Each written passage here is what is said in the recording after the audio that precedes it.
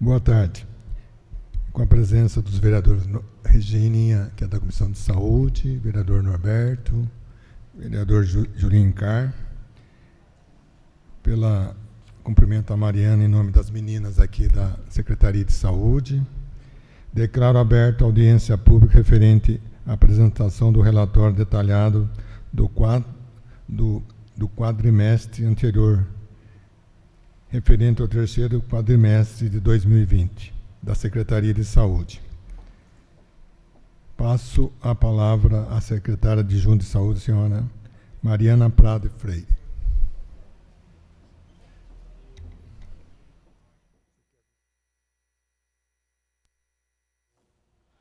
Boa tarde a todos. Boa tarde, Cal. Queria agradecer a oportunidade de trazer essa apresentação aqui para vocês. Eu queria aproveitar e apresentar a equipe da Secretaria de Saúde que está aqui presente. A gente tem a Regiane, que é a diretora do Departamento Administrativo e Financeiro da Secretaria de Saúde. A Gislaine, que é a diretora do Departamento de Urgência e Emergência. A Caroline, que é a articuladora de saúde mental, que é responsável pelos 3 CAPs e pelo ambulatório de saúde mental. A Marla, que é gerente do planejamento, que é responsável por compilar todas essas informações que vocês vão ver aqui hoje. A Lilian, que é diretora do Departamento de Atenção Especializada. E a Luciana, que é diretora do Departamento de Atenção Básica, responsável por todas as unidades de saúde dos bairros. Aqui ainda está faltando o André, que é o diretor das vigilâncias, ele deve estar chegando, e a Lídia, que é a diretora da assistência farmacêutica, que está de férias. A Valéria pediu desculpas, mas ela não pôde vir. Na verdade, a gente até tinha tentado uma outra agenda aqui na Câmara, que a gente tem um prazo para essa apresentação. E aí coincidia com uma agenda que ela já tinha anteriormente. A gente tem essa... Na verdade, essa ação que a gente está fazendo hoje, ela faz parte da Lei Complementar 141, que é a lei que fala da prestação de contas dos recursos da saúde. Então, isso começa com a apuração dos dados desse quadrimestre, né, que a gente tem que apresentar, e aí a gente tem até o último dia do mês subsequente, né, que no caso normalmente é só nesse mês, que é o primeiro mês do ano, que em vez de ser em janeiro, acontece em fevereiro. Mas normalmente é no mês subsequente ao término do quadrimestre, a gente faz essa apresentação no Conselho Municipal de Saúde.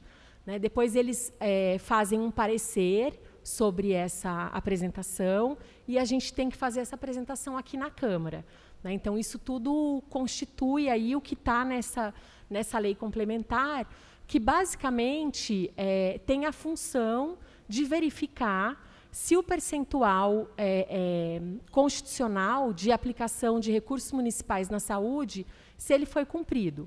Esse percentual é aquele percentual dos 15%.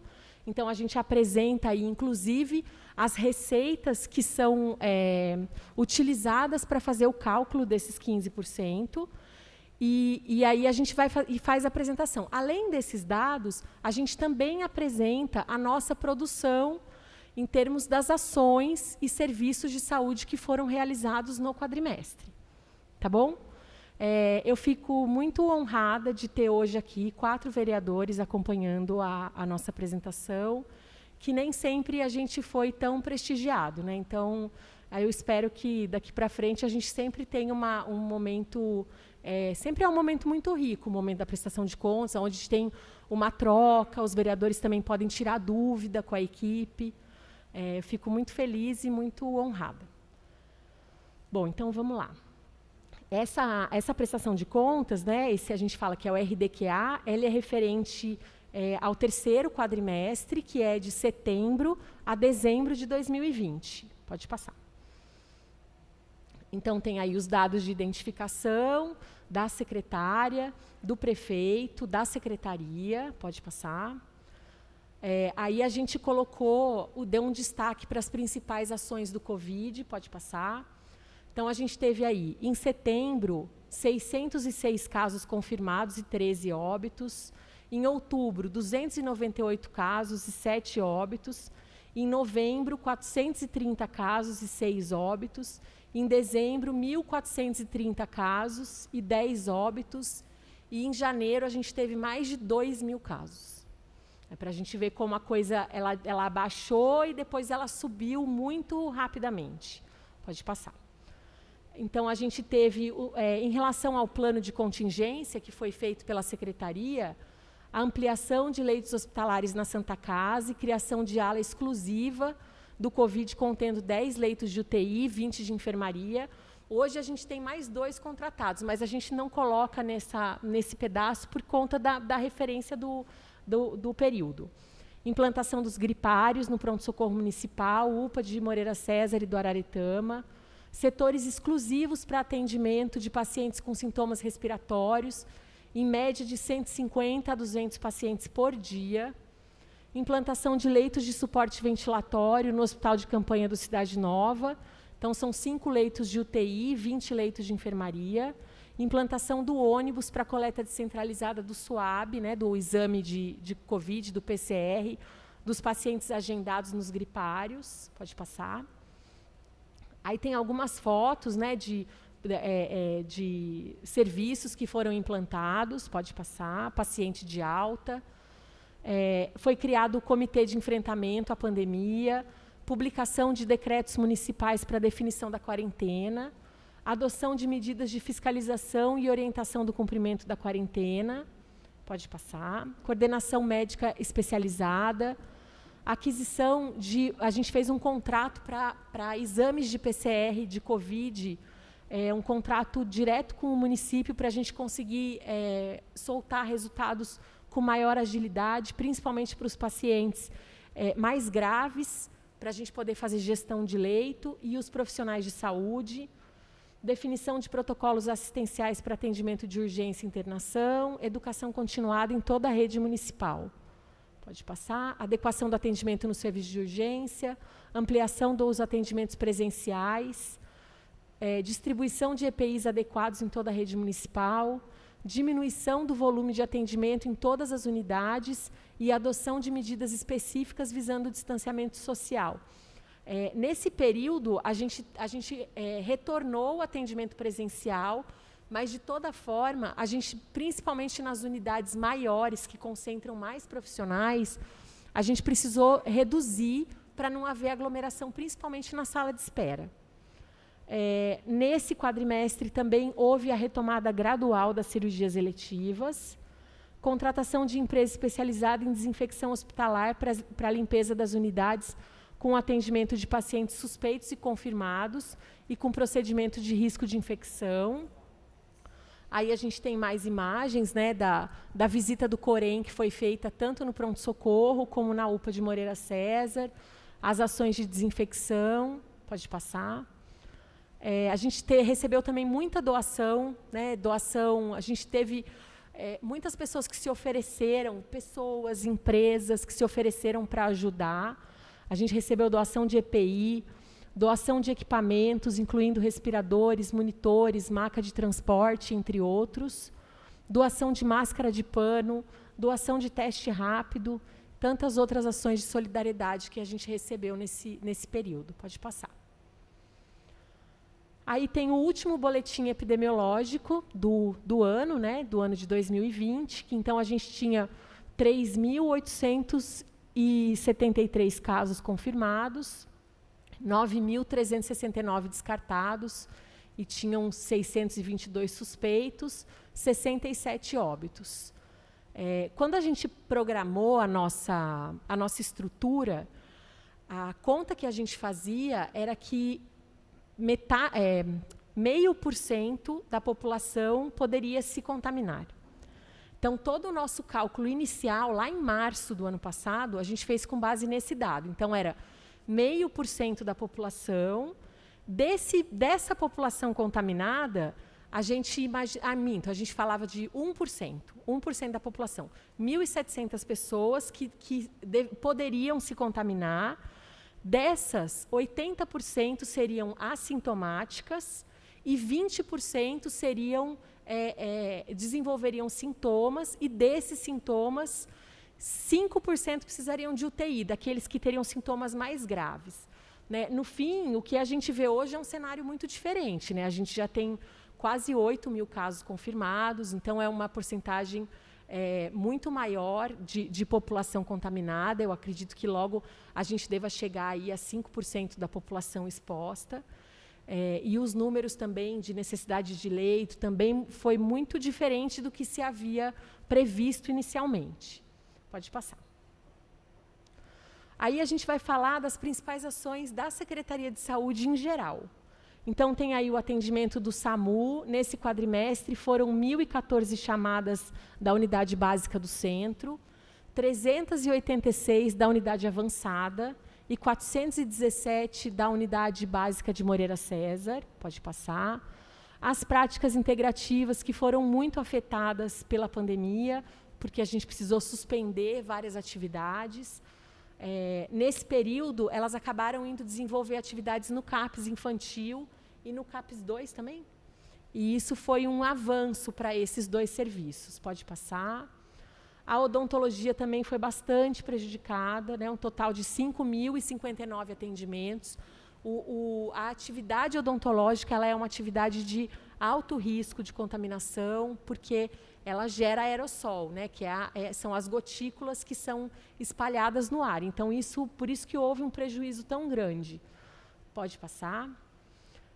Aí tem por tipo de procedimento, né?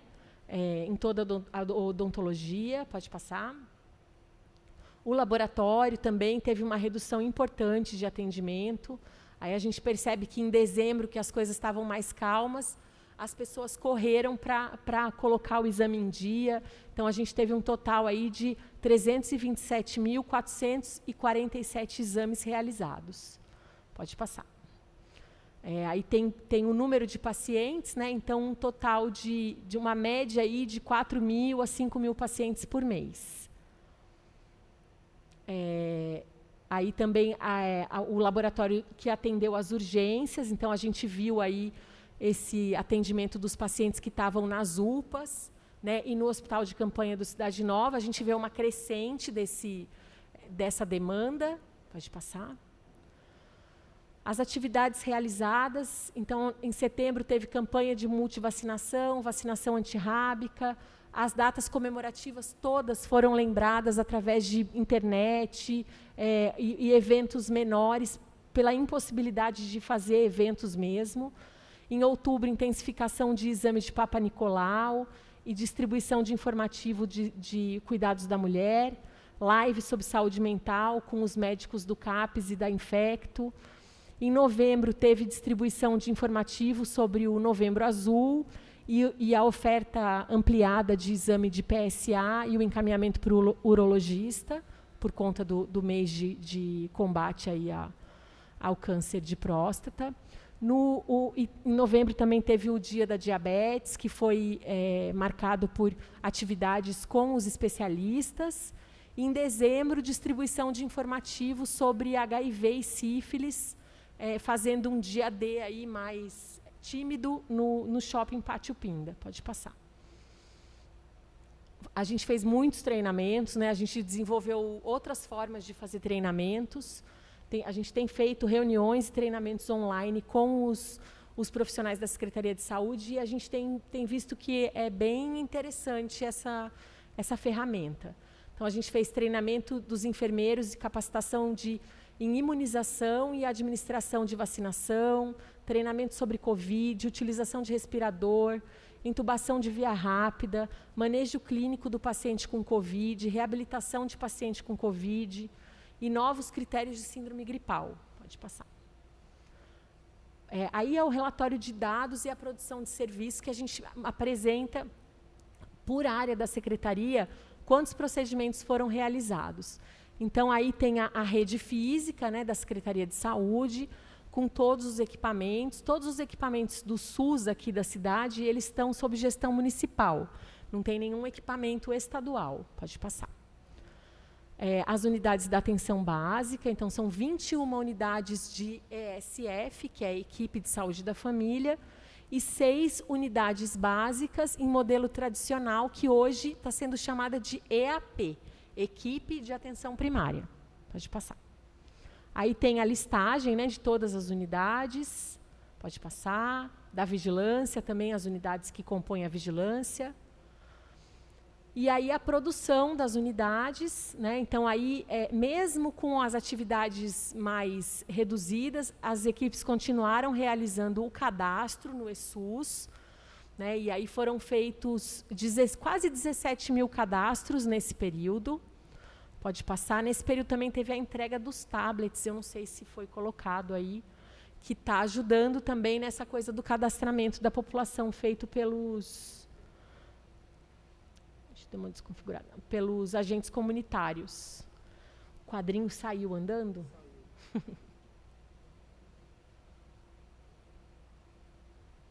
Preciso que chegue, senão não enxergo. Aí tem mais coisa da produção da atenção básica.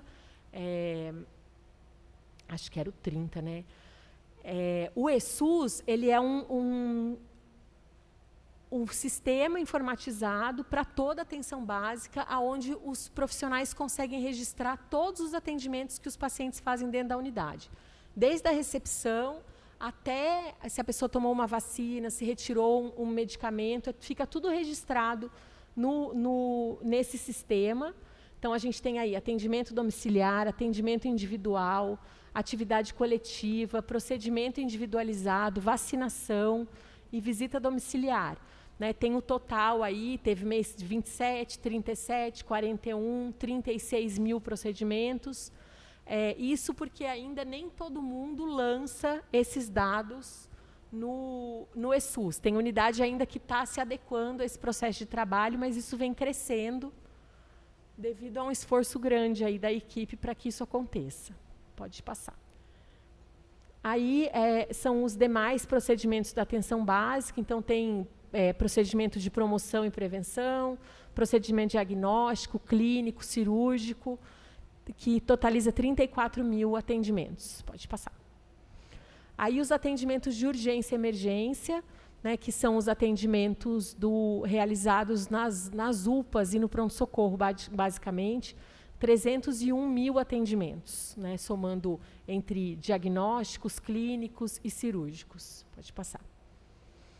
A produção hospitalar, então tem aí a AIH é o instrumento que na verdade é a abreviação de autorização de internação hospitalar, que é a ferramenta que a gente usa para internar o paciente, e é por ela que a gente conta a produção da Santa Casa. Né? Então, é como se fosse a nossa medida, é a IH. Então, nós temos aí a IHs aprovadas nesse período de procedimentos clínicos, 1.472, e procedimentos cirúrgicos, 932. Aí a gente tem embaixo separado o caráter eletivo e a urgência. Então, a gente já consegue perceber aí que houve uma retomada, né? Ainda não estão fazendo 100% das eletivas que estão pactuadas, por conta do próprio espaço dentro do hospital. Né? A ala do Covid, ela foi instalada na ala da clínica cirúrgica.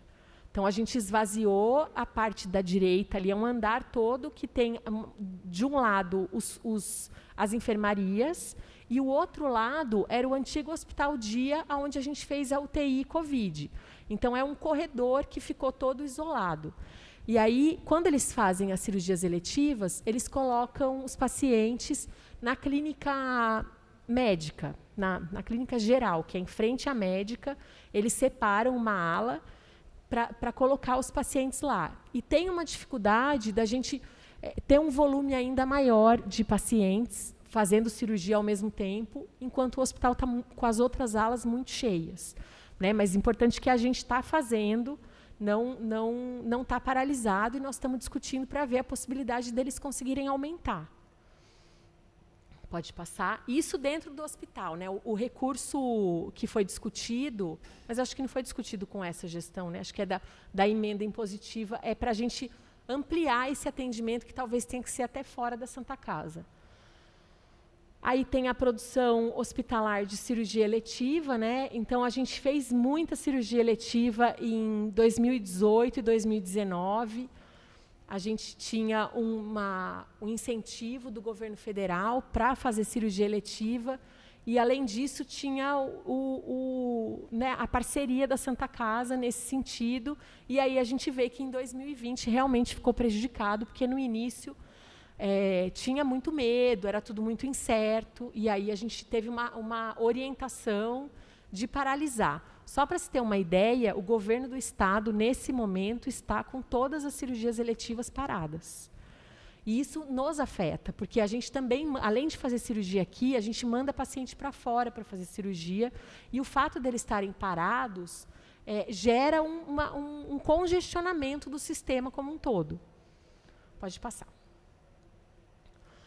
Aí tem a produção da atenção especializada, né, que entra todos os procedimentos de consultas e exames especializados. Então, tudo que é feito no laboratório, todas as consultas com o especialista, raio-x, mamografia, ultrassom, entra tudo aqui. Então, foram 661 mil procedimentos. Né? Esse valor que a gente coloca na frente é o valor referente à tabela SUS. Né? Esse se a tabela SUS fosse remunerar tudo que a gente faz, seria equivalente a esse valor. Mas eles também não remuneram tudo que a gente faz. Então, é um valor de referência. Pode passar. Aí a atenção psicossocial, né, que envolve o atendimento dos CAPs e da fisioterapia também. Então, foram 3.254 atendimentos. Pode passar. O atendimento da farmácia, que a gente tem aí uma média isso do componente especializado, né? 1.400, quase 1.500 atendimentos por mês são os pacientes cadastrados. Esse é um setor que está muito afetado também pela pandemia. Acho que, nesse momento, a gente percebe, além de todo o restante do contexto, existe uma falta de matéria-prima no país. Então, a gente tem tido dificuldade também de comprar alguns medicamentos que estão fora do mercado. Pode passar. Aí é a farmácia de Moreira César, né, que a gente percebe que teve também um aumento de atendimento, em torno aí de 300, 350, e daí no mês de dezembro bateu 450 atendimentos. Acabou que a farmácia de Moreira ela deu uma boa desafogada na farmácia do centro, né, ajudou bastante. Pode passar. E aí é a dispensação do componente básico, né, do medicamento básico, isso só na farmácia central. Então, a gente vê que o total de pessoas atendidas por mês, então, setembro, 6.000, outubro, 7.000, novembro, dezembro, também 7.000, totalizando aí quase 30.000 pessoas atendidas. Pode passar. Aí, na de Moreira, 7.617 pessoas. Então, acho que fica bem próximo da realidade, né? Acho que a população entendeu que aquela farmácia é para a população de Moreira, que tem todos os medicamentos que tem no centro, tem lá em Moreira também. Isso é uma coisa, até porque tem uma questão cultural, né? As pessoas estavam acostumadas a ir na farmácia do centro, mas a gente percebe que a população abraçou aí a farmácia de Moreira César. Pode passar. Aí são os itens, né, da relação municipal de medicamentos. Isso é uma coisa bem importante também, que a gente sempre procura que os médicos que trabalham na rede, seja na unidade de saúde, na atenção especializada ou no pronto-socorro, na UPA, até na Santa Casa, que eles prescrevam dentro da nossa relação de medicamentos. Porque a relação, ainda se for completada pela relação estadual e os outros componentes, a gente consegue ter medicamento praticamente para todas as doenças. Né, para as pessoas não precisarem ter que ficar saindo, comprando. Então, muitas vezes me perguntam, e esse remédio não tem na rede? Não tem, mas muitas vezes tem um similar. Né, e a gente orienta sempre o médico a solicitar o medicamento que está disponível na rede para a pessoa poder retirar. Pode passar. Aí é o atendimento da atenção especializada. Então, tem todos os procedimentos. A gente sempre deixa essa apresentação disponível aqui para vocês, que acaba que, nesse pedaço aí, é muita informação, mas como foi uma exigência do Comus, da gente apresentar principalmente o absenteísmo, a gente sempre deixa assim. Pode ir passando, por favor. Até chegar no último lá, isso. Daí, no final, então, se a gente pegar de todos os atendimentos, a gente teve quase 40 mil atendimentos de atenção especializada agendados, e desses, 30.968 confirmados. Então, a gente tem aí um absenteísmo muito alto, né, aproximadamente 25% de absenteísmo. A gente já teve meses aqui que a gente chegou a quase 40% de absenteísmo. Que é uma coisa que depende muito também da conscientização da população. Pode passar. Aí a produção da vigilância, então tem as ações de prevenção e promoção à saúde, que foram 822. Pode passar. Esses dados são os dados do CISPACTO. São dados de uma pactuação que a gente faz junto ao governo do Estado de São Paulo, e a gente vai monitorando, mês a mês, o atingimento desses indicadores. Então, tem uma taxa por exemplo, taxa de mortalidade infantil. A meta para o ano de 2020 era 9,13. No terceiro quadrimestre, a gente teve uma mortalidade super baixa, 4,4. Eu não lembro quanto que fechou o ano. Vocês chegaram a ver? Não? Acho que o Léo deve saber. Ele está aí ainda? Tá. Proporção de óbitos maternos investigados, a gente sempre analisa todos, mas aí nesse caso não teve. Óbitos de mulheres em idade fértil investigados, 100%, pode passar. Proporção de cura de casos novos de tuberculose. Então, aí, esse é um indicador que a gente sempre tinha 100%, e a gente percebe aí o reflexo da pandemia. Né, as pessoas não indo ao tratamento. O paciente da tuberculose, ele faz o tratamento supervisionado. Então, tem um setor lá no centro de especialidade que recebe os pacientes, dá café da manhã para os pacientes, entrega o medicamento. E, por conta desse tumulto todo, a gente teve um prejuízo nesse sentido. Proporção de registro de óbito com causa básica definida, foi atingido. Proporção de cura dos casos novos de hanseníase também. Número absoluto de óbitos por dengue, graças a Deus não teve nenhum. Pode passar. Aí são as notificações de dengue. Então, a gente teve 447 casos notificados, desses 30 foram confirmados e 403 descartados. Isso só nesse quadrimestre. Pode passar. O controle de vetores.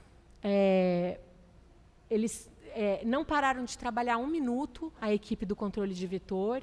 Né? Então, a gente vê aí, visita em bloqueio de ação de criadouro, 43 mil visitas, mais as ações de nebulização, atendimento de reclamação, ação em ponto estratégico, ação especial em imóveis e as visitas para fazer a medição da densidade larvária também, foram muitas, quase 6 mil visitas. Pode passar. Dados de notificação epidemiológica sanitária, então tem a notificação de dengue, de tuberculose, foram 3 novas notificações e uma nova notificação de AIDS. Pode passar. Aí tem a cobertura vacinal. Né? É muito interessante ver como que a pandemia modificou os dados. A gente via no começo do ano e nos anos anteriores uma cobertura vacinal muito menor. Né? Para alguns imunobiológicos, estava na casa aí de 50%, 60%. Hoje, a maioria, como vocês podem ver, ela está acima de 80%, sendo que só a febre amarela ainda está num patamar um pouco mais baixo. Então, assim, acho que as pessoas, de alguma maneira, passam a valorizar mais a questão da imunização. Né? Pode passar. E aí tem o relatório gerencial financeiro, pode passar. Nesse quadro, a gente apresenta a receita para apuração de aplicação em ações e serviços públicos de saúde. A gente pega tudo que foi de receita que o município tem, a gente separa os tributos que, pela lei, são considerados para fazer o cálculo dos 15%.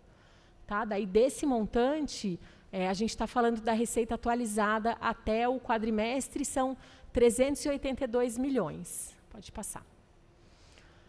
Aí são as receitas adicionais de saúde, né? As transferências da União, dos estados, teve transferência exclusiva do Covid, as aplicações das transferências e transferências voluntárias, que foi essa transferência voluntária, se não me engano, foi uma do Tribunal de Justiça, não foi, Regiane? Essa transferência voluntária, eu acho que foi uma doação do Tribunal de Justiça. Pode passar. Aí, separado pelo tipo de transferência que o Ministério da Saúde faz. Então, eles fazem um depósito para nós, separado nos blocos. Né? O bloco PAB é o bloco da atenção básica, o bloco da gestão é o bloco que a gente usa para as despesas com transporte, com vale transporte, com cesta básica. O bloco MAC é o bloco da média e alta complexidade, que é o maior bloco, que é onde entram os serviços mais pesados, o recurso das UPAs, o recurso do pronto-socorro, da Santa Casa, é tudo MAC. Daí tem o Covid, tem o que mais que tem aí? Glicemia, o bloco da assistência farmacêutica, da vigilância em saúde, então vem tudo separadinho. A hora que cai na conta, a gente já sabe qual que é o destino desse recurso. Isso foram R$ 61.832.079,23, o acumulado, né, no terceiro quadrimestre. Pode passar. Aí o demonstrativo do montante, então, da fonte de recurso aplicado no período, né, com despesas de saúde, aí está separado, né, pessoal e encargo, que é sempre a parte mais pesada da Secretaria de Saúde, as outras despesas, insumos, exames, prestadores, consultas, o investimento, né, despesas de investimento, e aí, no final, a despesa liquidada até o terceiro quadrimestre, no ano de 2020, foi de R$ 180.874.188,45. Pode passar. Aí a gente vê o percentual, né, percentual de aplicação em ações e serviços públicos de saúde sobre a receita de imposto líquida e as transferências constitucionais legais. Então, a gente apura, em relação às despesas empenhadas, 29,58%, e as despesas liquidadas, 28,48%. O que a gente costumava ver era sempre um percentual acima de 30%, na casa de 32%, 33%.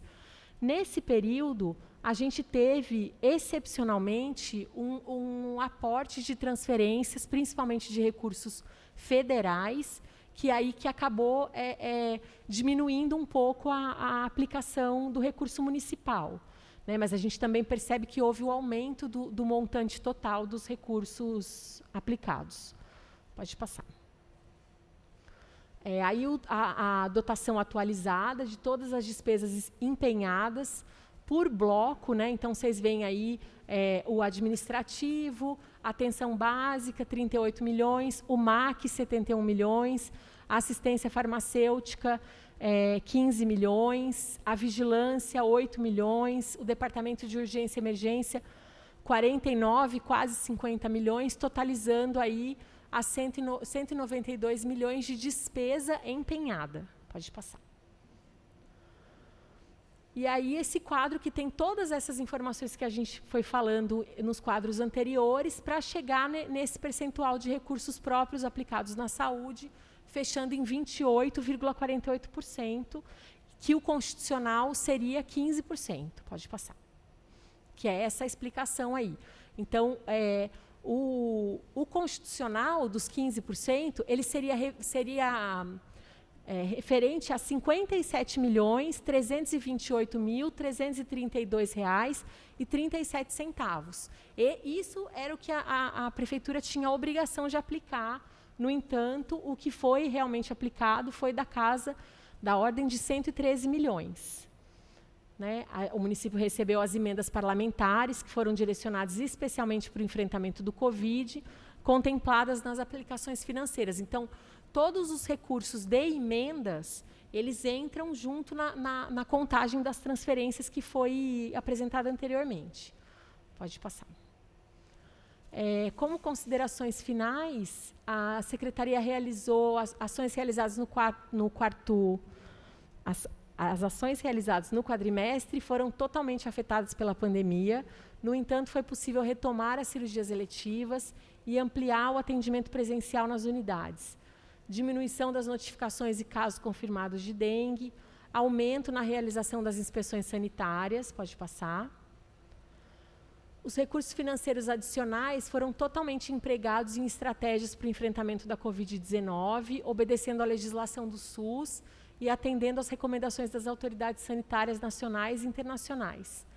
Importante destacar o alto número de absenteísmo e medidas administrativas adotadas para com os funcionários, em especial do grupo de risco, também o aumento de preço inesperado de itens básicos como luvas, máscaras e medicamentos, exigindo a habilidade do setor administrativo da Secretaria de Saúde. Pode passar.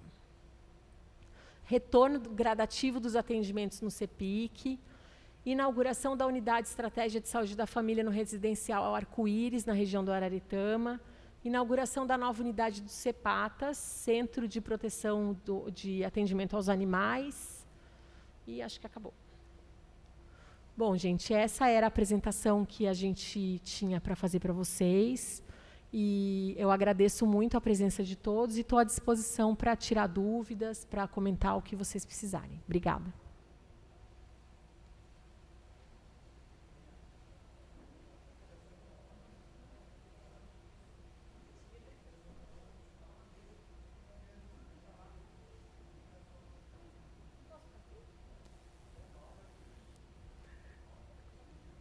Você prefere que eu sente lá? Não, eu fico bem aqui, obrigada.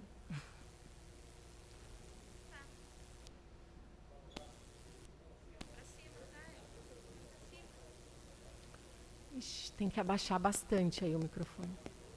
Abaixar.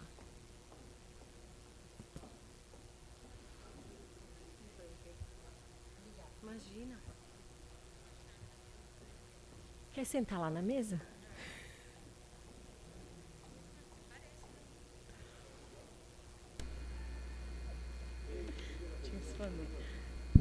Funcionando. Boa tarde a todos, boa tarde ao público que está nos acompanhando. E minha primeira pergunta é o seguinte. A Mariana comentou que a produção do ESUS nas unidades tem um pouco de prejuízo ainda por conta das equipes. As equipes têm o maquinário necessário para fazer essa produção? O problema é do pessoal ou é em questão de máquinas? Eu vou respondendo já? Pode. Então, hoje as equipes têm o maquinário, a gente tem às vezes algum problema pontual de internet que cai, mas assim, o ESUS, ele mexe com o processo de trabalho, né, que as pessoas têm que deixar de fazer o registro no papel e passar a fazer o registro no eletrônico, né? Então, assim, a gente sentiu mais resistência em algumas unidades, né, Lúcia, quer falar alguma coisa? A gente sentiu mais resistência em algumas unidades porque é uma mudança mesmo no processo de trabalho. E aí a gente entregou nesse quadrimestre os tablets, né, para as agentes poderem utilizar. Vem falar aqui um pouquinho do tablet. Passar a palavra aqui para a Luciana, que é a diretora da Atenção Básica. Boa tarde a todos. Vou falar um pouquinho em relação ao ESUS, porque no ano de 2019, com o novo modelo de financiamento da atenção básica, houve algumas exigências do Ministério para essas mudanças. Em 2019, nós começamos a fazer o treinamento, então vocês imaginam que, na sua grande maioria de funcionários, muitos profissionais, médicos e enfermeiros, a maioria dos médicos, não sabiam nem ligar o computador, né? E você acompanhou bastante isso. E então nós tivemos que fazer um serviço de formiguinha e treinando toda a equipe, auxiliar de enfermagem, enfermeiros, médicos, agentes comunitários. E hoje, se você for comparar no ano de 2020, a gente já tem uma grande mudança desses números nas informações. Mais alguma coisa do SUS? Não. A outra pergunta é em relação aos medicamentos. São 195 itens que tem disponível na farmácia, né? Os médicos, tanto do CAPES quanto das unidades básicas, eles têm essa lista disponível nos consultórios para que passam os remédios que existem no município para ser distribuído? Eles têm a listagem, né? Além da lista, essa de 195 é a relação municipal. Eles têm também a relação do componente especializado, mas sempre é bom a gente repassar, e nós estamos tentando organizar uma listagem que sinalize medicamentos que estão em falta, né? Não só do componente especializado, é importante que as pessoas mantenham a prescrição e mantenham o processo aberto, porque a hora que o medicamento chega, a pessoa vai receber, mas, eventualmente, algum medicamento do município que a gente esteja com algum problema de fornecimento, para avisar o médico para ele substituir por outro que esteja disponível. E minha última pergunta é o seguinte: todos os profissionais de saúde que trabalham na área de saúde foram imunizados, certo? Todos eles têm os IPIs necessários para continuar o atendimento, e essa retomada está sendo gradativa. Por que não pode voltar já com o seu fluxo? Porque tem muitas pessoas reclamando em questão do atendimento nas unidades, que não consegue consulta. Se estão imunizados, tem IPI, por que não voltar? Eu até fiz um requerimento já, tá? Se quiserem, já está feito. A Comissão de Saúde fez um documento em relação a isso, questionando esse ponto. Isso acho que é uma boa colocação, né? A Luciana, durante essa semana, ela reviu várias agendas de unidade, né? Isso é uma coisa que a gente faz constantemente para ver quanto cada profissional está agendando. Sempre é importante essa fiscalização, né? O nosso parâmetro, né, acho que é importante que vocês saibam, é que o profissional do PSF, no período das 4 horas da manhã e das 4 horas da tarde, o que está preconizado é que ele atenda 16 pacientes de manhã e 16 pacientes à tarde. Então, nesse momento, tem uma diminuição, não só por conta do profissional, mas para não gerar aglomeração na unidade, né? Mas, realmente, a gente tem trabalhado para que a gente possa resgatar, retomar. A gente ainda tem muitos profissionais afastados, a gente tem profissionais que estão com uma agenda ainda menor, e nós estamos batalhando para deixar essas agendas o mais completas possível.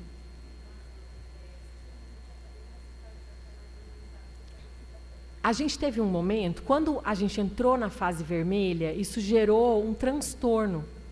Por quê? A gente estava atendendo com 70% da capacidade. Quando foi para a fase vermelha, a gente precisou baixar para os 40%. E, apesar de serem só 2 semanas, isso gerou um transtorno, porque as pessoas que já estavam... A gente não faz agenda de um dia para o outro, né? Normalmente, um pouco antes do final do mês, a gente abre a agenda para o mês seguinte. Isso nas especialidades. Nas unidades, cada um tem a sua forma de agendar. Aí, quando a gente precisou reduzir, já tinham pacientes agendados que, por conta do próprio decreto, né, um decreto que o município faz, o município também tem que seguir. A gente precisou reduzir essas agendas e transferir esses pacientes para datas mais para frente. Isso diminuiu a quantidade de vaga disponível. E agora já estamos com 70% de novo. Então, existe um prognóstico para chegar aos 100%, sendo todos os profissionais vacinados? O problema é assim, né? O problema maior é a sala de espera. Então, aí não é o profissional, é entre os pacientes. Então, assim, é como aqui, se você olhar que tem cadeiras livres e outras ocupadas, outras interditadas, é a mesma coisa que acontece na unidade, né? O centro de especialidades, por exemplo, ele tem muitos consultórios, ele tem capacidade para receber quase 20 médicos ao mesmo tempo, mas ele não tem espaços de espera para receber para toda essa população.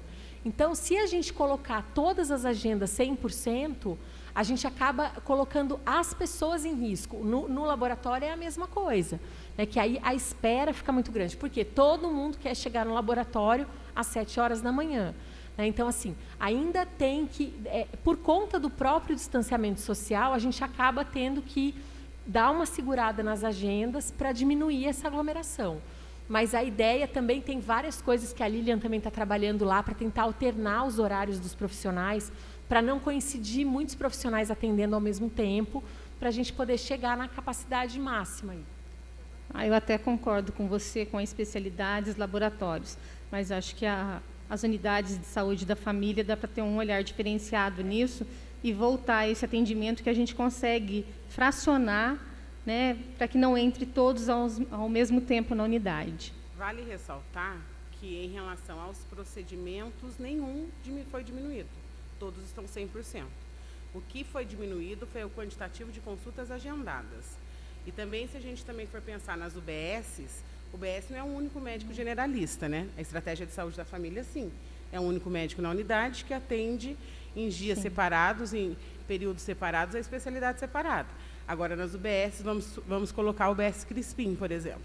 Eu tenho 4 clínicos, um pediatra atendendo. Se eu colocar uma capacidade de 16 pacientes por consulta, né, por período, eu não tenho recepção para tudo isso. Então, em relação aos procedimentos, quais são?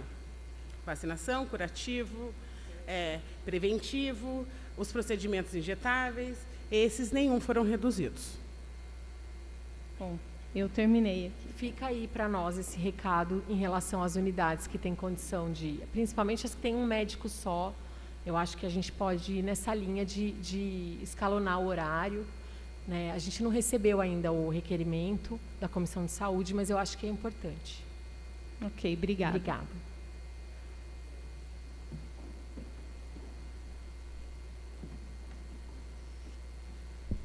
Baixinha? Agora tem que subir o microfone.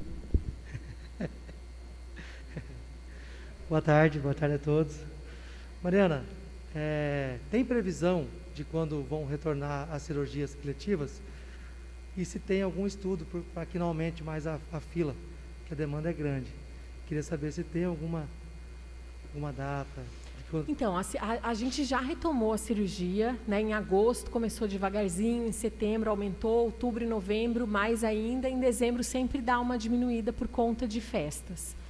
Não está parado, a gente está fazendo em torno de 60% do que está pactuado. Né? Existe um estudo da Secretaria de Saúde de tentar ampliar isso até fora de Pinda, se for necessário.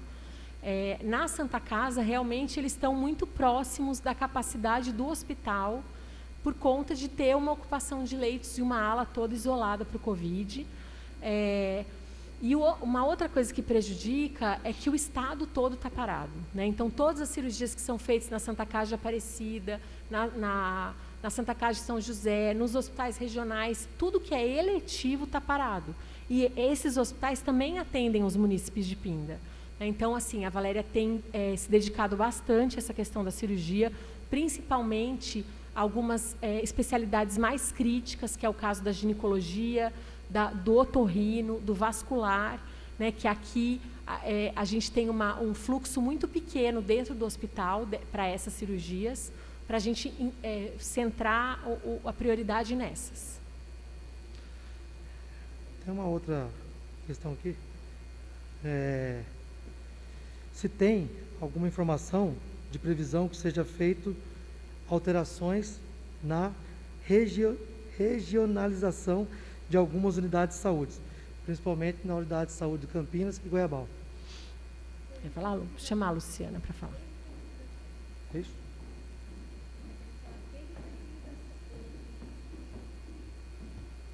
Então vamos mudar aqui. Se eu não me engano, foi o Cal que me enviou requerimento, foi você? Acho que foi em relação ao Campinas e ao Goiabal. O que acontece? Quando a gente fala em regionalização e territorialização, nós não falamos apenas da quantidade de casas construídas no local ou no bairro. A gente precisa entender que o Campinas tem uma área de abrangência, estou falando de território, não estou falando de casa, tá? Construída, e o Goiabal também tem uma. Também podemos relembrar que no Campinas tem área, no Goiabal tem área que demora de 1h30 a 2 horas para o agente comunitário fazer visita. Então, quando a gente fala de população, que a gente coloca em relação aos cadastros, eu não posso apenas, porque nós tivemos essa ideia de tirar um agente comunitário no Goiabal e relocar no Campinas. Mas eu também tenho que lembrar que a área do Goiabal é um pouco mais densa em relação ao território e que tem casas que demoram 2 horas para o agente comunitário chegar, né? Então, assim, nós sabemos que tem um número reduzido, sim. Foi realizado um concurso público, onde o único agente comunitário de saúde passou. Gente, essa máscara eu vou tirar. É muito ruim. E nós estamos fazendo estudos, não podemos fazer contratos, que é proibido por lei, de agente comunitário. Então, nós estamos fazendo estudo para ver a possibilidade de um processo seletivo, né, dentro da lei, que nos impedem, muitas das vezes, fazer algum outro tipo de chamamento. Não podemos chamar por empresas, que é proibido por lei, e nós não temos no concurso público quem chamar. Então, assim, nós estamos fazendo os estudos, realmente, para ver as possibilidades que cabem dentro da lei a Prefeitura executar.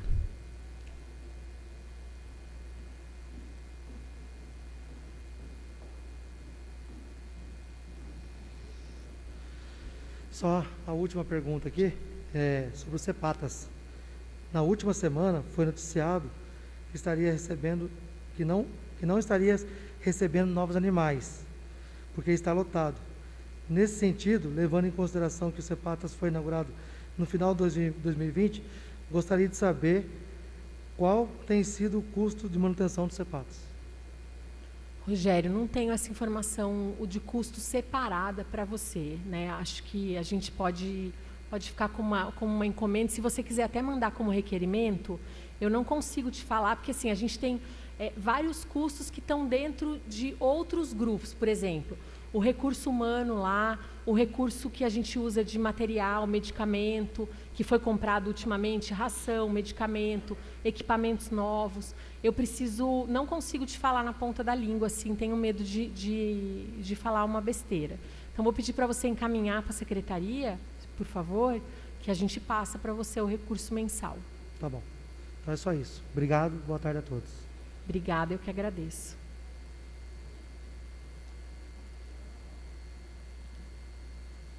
Ninguém vai me perguntar do IP? Vai falar do IP. Não vai me perguntar do IP? Eu quero falar do IP. Quando a Valéria veio aqui, ela falou que vocês estão vendo o custo das cirurgias para fora, né? Isso. E ela ia mandar a relação daqui das emendas impositivas para... Talvez vai ter que fazer uma troca com...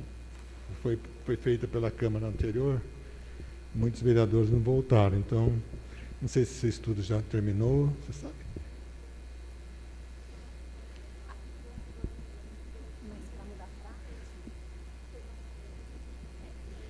Assim, a gente sempre recebe as emendas e a gente muitas vezes precisa avaliar, né, em vários aspectos. Primeiro, se é financeiramente viável, porque a gente recebe, às vezes, emenda com o valor que é equivalente a 1/3 do que aquilo que está na emenda custa.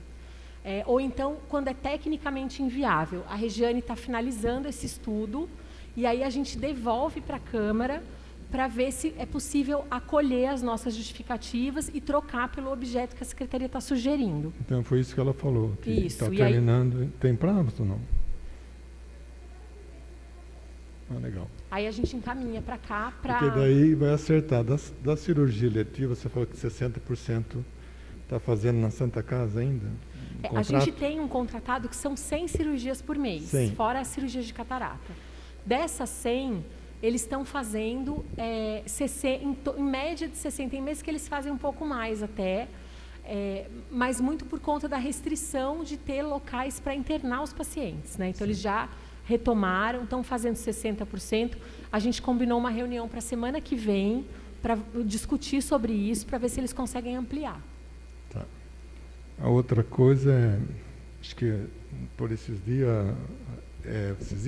esse mês a gente vai pedir, a Valéria falou que ia conversar com vocês para explicar o orçamento aqui para nós, para a próxima vez a gente até facilitar para nós entendermos que a maioria são vereadores novos aqui.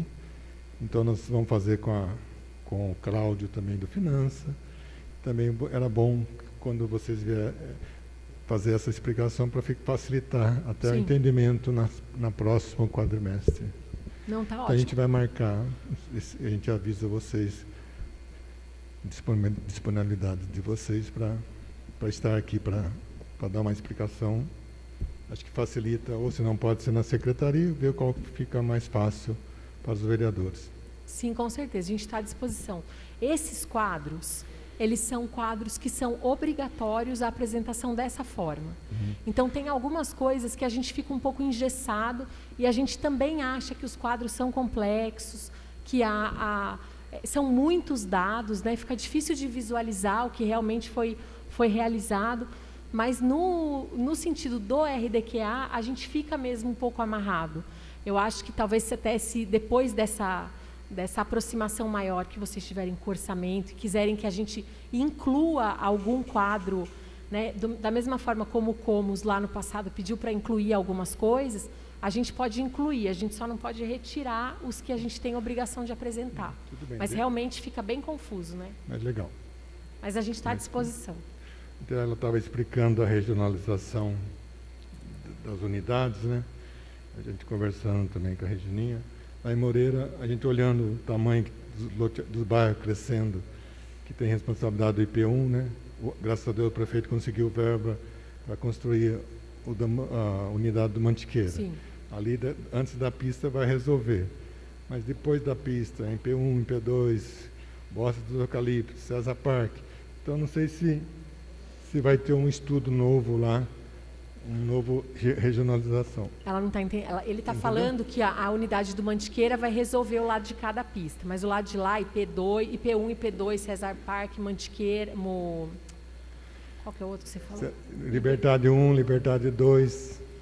Então, não sei se tem um novo estudo lá. Mas aí é assim, ó, esse pessoal, é assim, da unidade do Mantiqueira, que é a Estratégia de Saúde da Família, é pegar Mantiqueira e Taipas, se eu não me engano. Não sei se o Pazinho vai entrar ou Taipas. É Taipas na Sapucaia. Do lado, isso. Então, ali pega a Estratégia de Saúde da Família.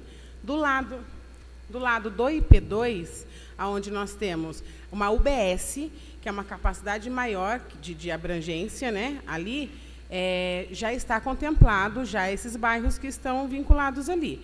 O que nós estamos fazendo é reestruturando, já começamos a fornecer mais consultas de clínica, já foi um médico ginecologista lá para completar 20 horas para atender aquela região.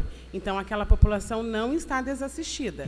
Elas são vinculadas ao UBS e P2. É que o crescimento do Bosque dos Eucaliptos está muito grande. Até eu vou dar um número de casas depois com ligação novas de Sabesp, talvez facilite até para você dar uma olhada assim, nos números. Sim, sim. O que a gente precisa também, eu acho que é muito válido nós estarmos aqui pelo seguinte fato.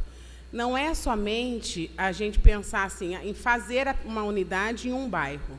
Existem regras, existem leis, e que dentro de uma estratégia de saúde da família, existe um número de cadastros que eu preciso alcançar. Um exemplo bem básico foi em relação ao Vista Alegre e ao Feital, que quem olha fala assim, nossa, o Feital é muito grande, aquela unidade não comporta, precisa fazer uma outra estratégia de saúde da família no Vista Alegre. Nós fizemos o levantamento em cadastros e ele não atinge 4.000 cadastros naquela região. Então, o que compensa, não, eu acho que é o que é correto no momento a se fazer, e o que nós estamos buscando a fazer é dar condições e ampliar o que é ofertado na estratégia de saúde do feital. É a mesma coisa nesses bairros. A gente precisa orientar a população, mesmo que fale assim, eu tenho convênio. Não, mas você toma vacina, você usa a rede encanada, né, usa essas coisas assim. Então, eu acho que a gente precisa orientar a população a procurar essas unidades para fazer o cadastro, para a gente conseguir, aí sim, ver o que realmente precisa em uma unidade ou em uma outra unidade, ou em um bairro, se a gente precisa aumentar a estrutura física, se a gente precisa compor a equipe com mais profissionais médicos. Tá bom. É isso aí. Tem mais Julinho, Gilson, Felipe. Cal, deixa eu só aproveitar e falar essa coisa do IP, que a Lu falou meio por cima. A gente teve no mês... Foi agora, no mês de fevereiro, passado, né? No mês de fevereiro... Acho que foi fevereiro mesmo, né? Foi fevereiro. A gente teve aquele tumulto lá no IP, né? E aí foi interessante porque vários vereadores procuraram a secretaria, a população também, e culminou com a chegada de uma gerente nova na unidade. A gente sentou e conversou e identificou uma série de oportunidades, né? Então, tem coisas que a gente sempre fala, precisa ter mais médico lá, né? Às vezes não é isso que resolve, né? Às vezes você tem um monte de médico e eles ficam batendo cabeça, não tem uma organização do trabalho. E aí, lá no IP, a Dani reviu todo o processo de agendamento, então acabava que concentrava num dia o agendamento do clínico, do pediatra, do ginecologista, do cardiologista, do obstetra, o preventivo, o eletro, tudo. Não tinha como dar certo, né? Realmente não tinha como dar certo. Isso já vinha há algum tempo, tinha uma resistência da unidade e da população, muita gente que defendia que fosse dessa mesma forma. E aí a gente fez pequenas alterações, e essa semana a Dani falou, essa semana foi a marcação de consulta do IP, e vocês nem falaram nada, né? Porque a gente nem percebeu que foi o dia de marcação de consulta lá no IP e tudo fluiu bem.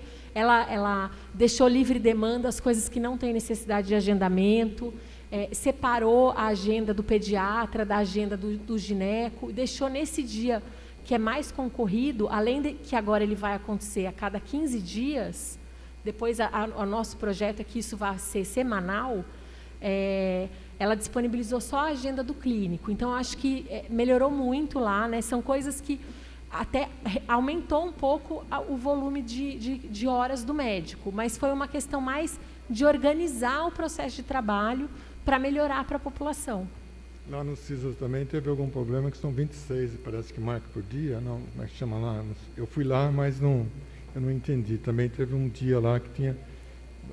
O CISAS também teve um dia lá, que teve mais gente lá, a marcação. Por causa do médico. Do médico, porque lá, não sei se está faltando médico, lá tem muitas salas vazias, até que dá para fazer melhor lá. O CISAS é uma estratégia de saúde da família, onde que a gente tinha um médico generalista no local. Sim. E na semana passada, de quinta para sexta-feira, a médica pediu para sair. E como é de conhecimento de todos, não é fácil a gente achar médico, não é. Então foi isso. É muito complicado. Nós chamamos do concurso 4 profissionais, um deles vai para o CISAS, né? Mas até lá nós estamos buscando e conseguimos um médico, por contratação de RPA que a gente conseguiu, para ficar no CISAS pelo menos um período para dar assistência. Então, assim, a orientação que nós passamos para a enfermeira foi que acolhessem a população, os casos mais graves encaminhassem à UPA, que é pertinho, ao lado, que é pertinho, e os casos que dessem para aguardar, se fosse troca de receita, nós iríamos providenciar. Mas, infelizmente, nesta semana, foram 4 unidades que os médicos saíram de uma única vez. Tá bom. A gente chamou um profissional do concurso, ela assumiu, informou que estava gestante, e na semana seguinte, era que ia para essa unidade, né? Na semana seguinte que ela assumiu, saiu aquela portaria falando que as gestantes não iam poder trabalhar em área de maior risco, né? Então, a gente mal recebeu a profissional nova do concurso e a gente teve que afastar. Então, são essas coisas, a somatória dessas coisas que vão criando dificuldade, né? Mas estamos tentando equacionar da melhor maneira possível. Legal. Então, eu agradeço. Não sei se mais vereadores querem falar. Regininha. A vacina.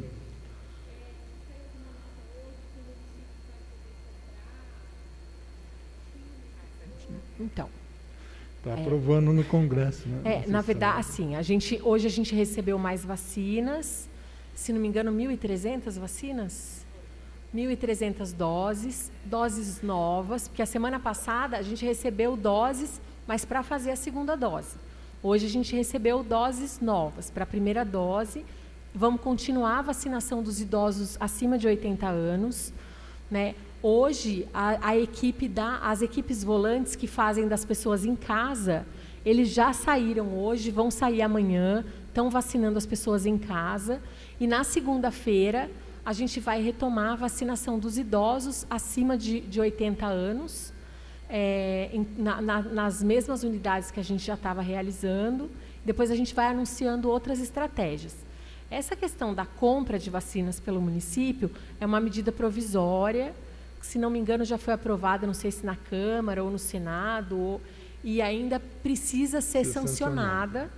É uma medida bastante polêmica, mas, por outro lado, abre outras possibilidades, porque o que a gente tem visto é que o ritmo da vacinação é muito devagar. Em São José, a Câmara aprovou,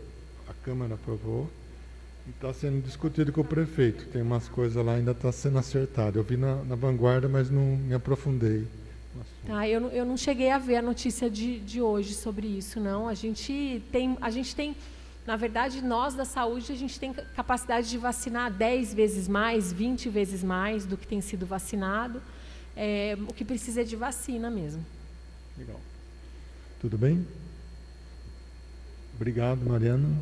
Eu vai que falar? agradeço. Julinho Carre vai falar agora.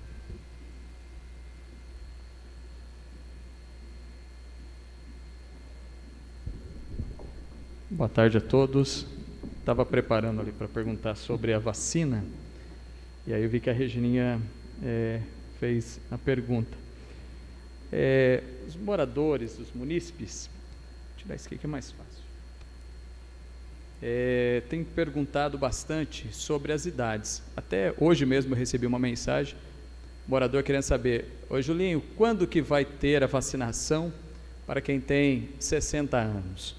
Então, assim, nós temos visto que a Prefeitura tem feito a publicidade, tem feito a divulgação, né, nas redes sociais, tem divulgado a parte da vacinação. Mas tem uma procura grande, ainda tem muitas pessoas em dúvida.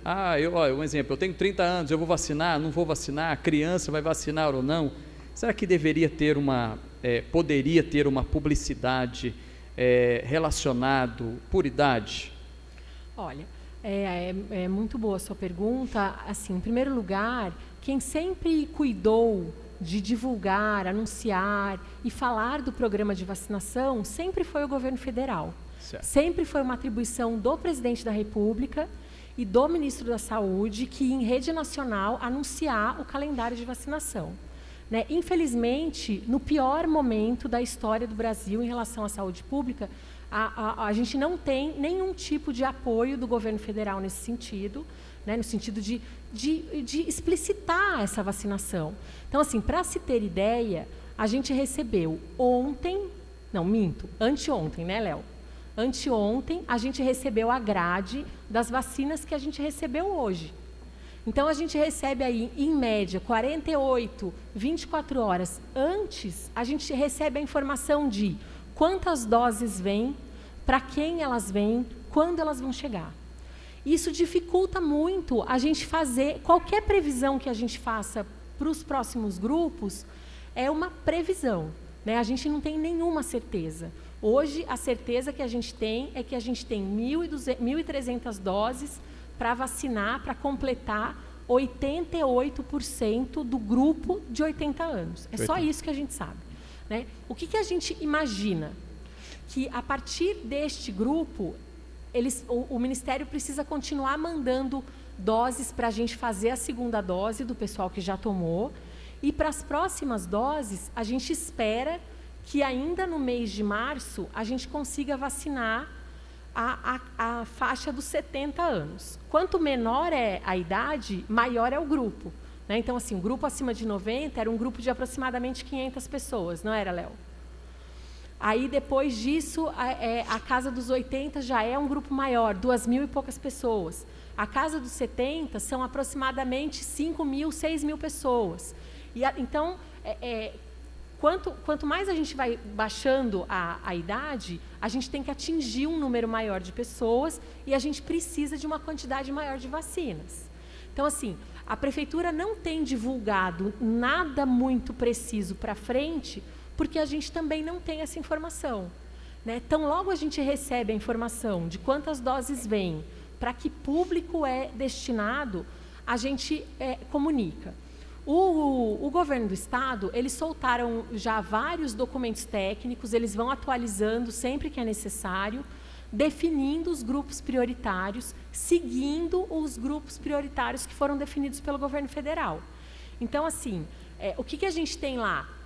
Tem a definição dos professores, dos trabalhadores, os caminhoneiros, o profissional da indústria, as pessoas com comorbidade, os militares, eu não lembro de ter visto, pessoal de segurança, né? Sim. Segurança e forças armadas. Forças armadas, né?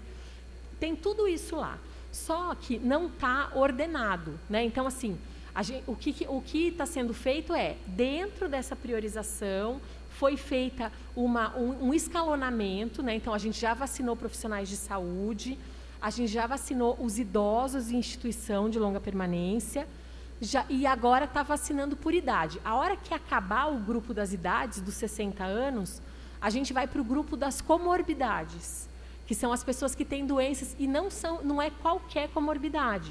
Já saiu uma tabela lá bem definida. Então, para nós também tem sido uma dificuldade. A gente gostaria de poder ter o calendário inteiro pronto, né, as equipes todas escaladas, mas, infelizmente, a realidade mais do que qualquer coisa, não tem vacina, né? A vacina ainda é muito escassa no país, está sendo distribuída da forma que é possível e a gente não consegue ter uma informação, enxergar para além de uma semana, né? A gente não tem conseguido isso. As crianças ainda... As vacinas que estão aprovadas no Brasil hoje, que é para uso emergencial, a Coronavac e a Oxford, elas não têm estudos em criança ainda. A vacina da Pfizer, que foi aprovada anteontem para uso definitivo, ela iniciou estudos em crianças. Então, assim, porque são as fases, né? Então, a gente tem vacina em fase 3, agora essa fase 4, que é a aplicação num grupo grande. À medida que isso vai caminhando, agora eles começaram a testar a vacinação em crianças, mas ainda não tem uma recomendação de vacinação de crianças. Por enquanto, não, mas eu acredito que seja logo. Ok. Uma outra pergunta. Tem chego bastante informação sobre isso. A previsão do médico lá para o Bem Viver, para a unidade do Bem Viver. Já tem, né? Já tem? Ah, então já tem. Então. É porque fica chegando bastante informação, um fala uma coisa, outro fala outra. Hoje é sexta-feira. Na quarta-feira, tudo aconteceu na segunda-feira, né? E na terça. Na quarta-feira já tinha uma profissional médica, na quinta também, hoje também. E na segunda-feira inicia o profissional 40 horas lá, definitivo. E também, na terça-feira, a ginecologista. Então tá bom. Então. Tá bom? Tá joia. Obrigado. Nada. Obrigado. Mais alguma pergunta? Grossa. Tem que fechar o dia. Obrigado, Mariana. Obrigado a todos vocês, meninas da saúde. Estamos à ordem aqui também. Obrigada, viu? Muito Tá bom? obrigada Obrigado pela atenção. Eu que Obrigada agradeço. pela apresentação.